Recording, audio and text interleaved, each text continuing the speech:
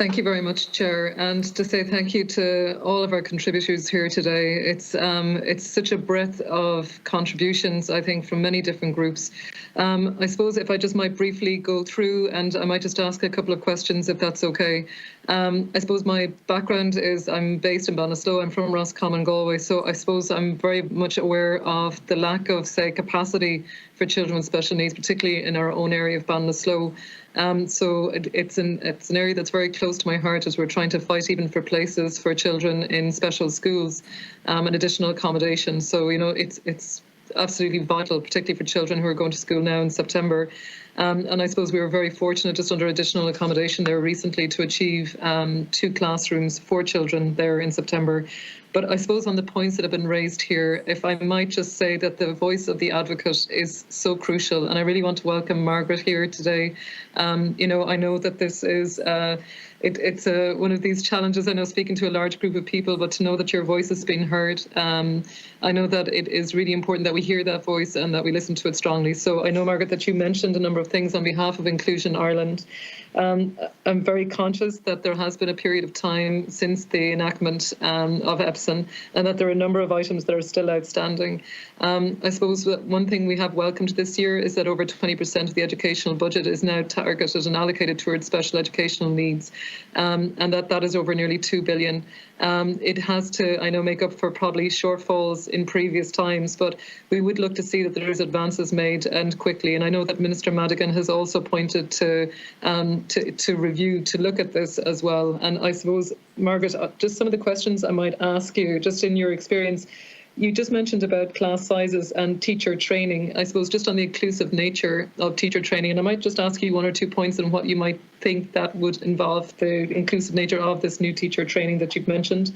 And also just around mental health and disability. I suppose I'm a member of the Mental Health Committee here, the Oireachtas Committee, if there was any points that you would like to make on that specifically. To Mr. Adam Harris as well, I know we met actually at you contributed with us as well just last week on the Mental Health Committee, Adam, and it was really powerful. Just on this particular one, I know that it's looking at amending the Act that was done previously to take into account probably more recent developments. I suppose if I could just ask you, maybe in terms of autism, what would those recent developments be that you think should be included as an amendment? And if I might ask Mr. Muldoon as well as Ombudsman to say thank you very much as well for your contribution. I know that you've mentioned a number of different items. You spoke about unmet needs, and particularly about how the assessment of needs, that there's a weight on that because it hasn't been developed. We don't have the statutory basis yet for a number of other areas. I don't know if you have any figures in relation to that. I suppose I would just be curious just on the assessment of need, or if there was any other comments you'd like to make on that. Thank you very much, Chair. Margaret, would you like to respond to Aisling? Yeah, the training I think would be good. Would be like if they got people in and they would got people in that would have disabilities to come in to mainstream schools, and then they'd be able to see what the individual people need, not like, oh, you have a disability, okay, we know what you need, to kind of talk to the parents, see what would help the child to learn, what can the school do, and also what can the parents do to help at home as well. And also because it's about trying to work together and to help the child, and maybe you could talk and then do some training for the teachers, so then they would know in advance what would need. Thank you. Thank you very much. Just that Lorraine, I think, wanted to make a comment on that as well on behalf of Inclusion Ireland. So Lorraine, happy to let you in for as short a time as you can give.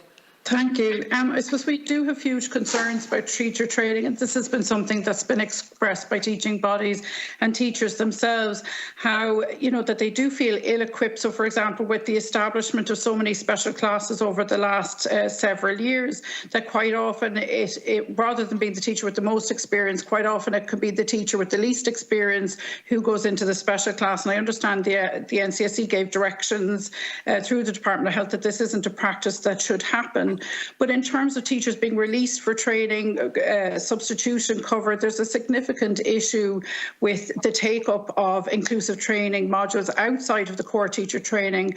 We would prefer to see, I suppose, if we're looking towards a genuinely inclusive education system, that the teacher training from the point of view of a newly qualified teacher coming out of school should be well equipped to be able to differentiate the curriculum regardless of the level of disability.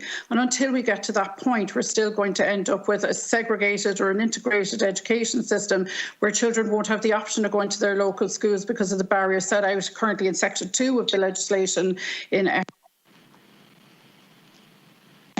if it's not in the best interest of the child, or not indeed in the best interest of other children, that child might be denied a school place in their local mainstream school. Thank you very much, Lorraine. Point well made. Adam, if you can give us a short response, please, to Senator Dolan. Yeah, thank you, Senator Dolan, for your question. I think there's a number of areas we think the Act could be enhanced, and maybe just at a very high level, I think there's a couple of key examples. I would echo the point that Lorraine has made just in relation to the need to make sure that there's nothing in the Act that prevents somebody from accessing their local school if they want to. That said, we do still recognise the need to have a range of options, and that our system is not at a place yet where all children are able to attend their local school, but we believe that option should rest with families. I think one of the things that's really missing from the Act is the voice of the child. So while there's a lot of emphasis on the voice of the parent and the family, I think it's now more critical than ever that we really listen to the lived experience and place that at the centre of IEP planning and indeed planning for future education. I think the other two key areas is I think there's been learnings from the Disability Act that there's a lot of language within the EPSN Act that still doesn't really commit to concrete timelines or to supports. I think we need to tighten that up so it's very clear when things should happen and that indeed it is a rights-based approach we're taking. And then finally, I think it is important to recognise that we do recognise that this is a very diagnostic, medical model-driven piece of legislation, and it's important to recognise that not every child with additional needs fits into clear diagnostic criteria. There's also children, for example, within the autism community that because of the huge waiting list to access assessment have to go privately. But what that means is the families who can't afford to go privately can lose out. So we think there's a need to balance diagnosis and need to make sure it's as equitable as possible. Thank you. Dr. Muldoon was asked a specific question there. Maybe we could get a quick response, please. Yeah, thank you very much, Senator. Just in relation to the assessment need, we don't have specific numbers, but I think the key figure for me was that the HSE themselves reckon they could only do 9% of the assessments of needs within the legal statutory obliged timeline, and that's at least 91% of our children waiting far too long.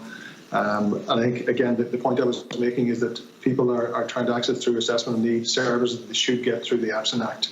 If the EPSN Act was up and running.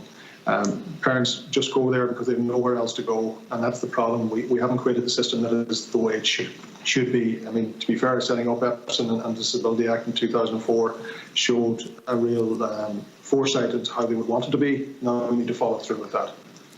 Thank you. Thank you.